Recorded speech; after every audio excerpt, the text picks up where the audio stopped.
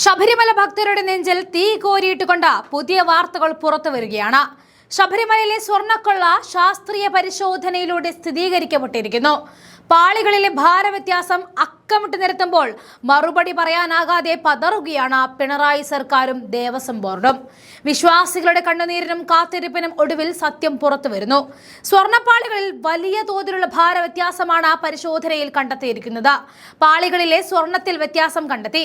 1998 പൊതിഞ്ഞ സ്വർണത്തിന്റെ അളവ് കുറഞ്ഞിരിക്കുന്നു. VSSC തയ്യാറാക്കിയ റിപ്പോർട്ടിലാണ് കണ്ടെത്തലുണ്ടായത്. ശബരിമല സ്വർണ്ണക്കൊള്ള കേസിലെ ഒന്നാം പ്രതി ഉണ്ണികൃഷ്ണൻ പോറ്റി കൊണ്ടുപോയി തിരികെ എത്തിയ ദ്വാരപാലക ശില്പങ്ങളിലും കട്ടിളപ്പാളികളിലും സ്വർണം കുറവാണ് എന്നാണ് കണ്ടെത്തിയിരിക്കുന്നത്. 1998 സ്വർണം പൊതിഞ്ഞ മറ്റു പാളികളുമായി താരതമ്യേന പരിശോധന നടത്തിയപ്പോഴാണ് ഉണ്ണികൃഷ്ണൻ പോറ്റി തിരികെ എത്തിച്ച പാളികളിലെ സ്വർണ്ണക്കുറവ് കണ്ടെത്തിയത്.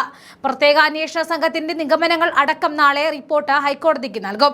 സീൽ വെച്ച കവറിൽ VSSC കൊല്ലം വിജിലൻസ് കോടതിക്ക് കൈമാറിയ ശാസ്ത്രീയ പരിശോധന ഫലത്തിന്റെ റിപ്പോർട്ട് ശനിയാഴ്ചയാണ് SITക്ക് ലഭിച്ചത്.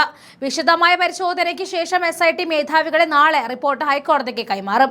ദ്വാരപാലക ശില്പം, കട്ടിളപ്പാളി എന്നിവയിൽ നിന്നും 15 സാമ്പിളുകൾ ശേഖരിച്ചാണ് താരതമ്യേന പരിശോധന നടന്നത്.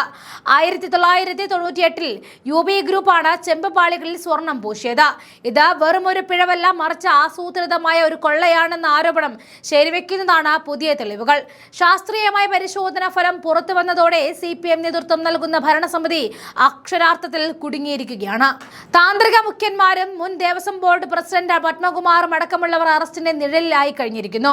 ഭക്തരുടെ വികാരം വ്രണപ്പെടുത്തിയ ഈ വൻ അഴിമതിയിൽ ഉന്നതർക്ക് പങ്കുണ്ട് എന്ന് വ്യക്തമാണ്. ഉത്തരവാദിത്തപ്പെട്ട മന്ത്രിയുടെ നെഞ്ചെടുപ്പ് ഏറുകയാണ്. കാരണം അന്വേഷണം നീളുന്നത് ഭരണകൂടത്തിന്റെ സ്ഥിരാകേന്ദ്രങ്ങളിലേക്ക് തന്നെയാണ്. സഖാക്കളുടെ ഈ കളി അയ്യപ്പന്റെ സന്നിധിയിൽ നടക്കില്ല എന്ന് ഉറപ്പായിരിക്കുന്നു.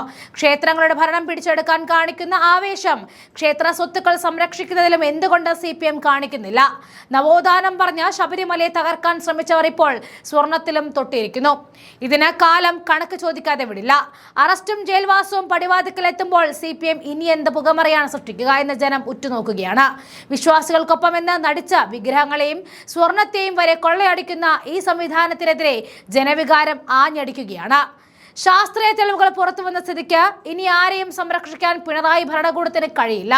ഇത് വെറും ഒരു ഭാരവ്യത്യാസമല്ല, ഭക്തന്റെ വിശ്വാസത്തിന് മേൽ ഭരണകൂടം നടത്തിയ സർജിക്കൽ സ്ട്രൈക്കാണ്.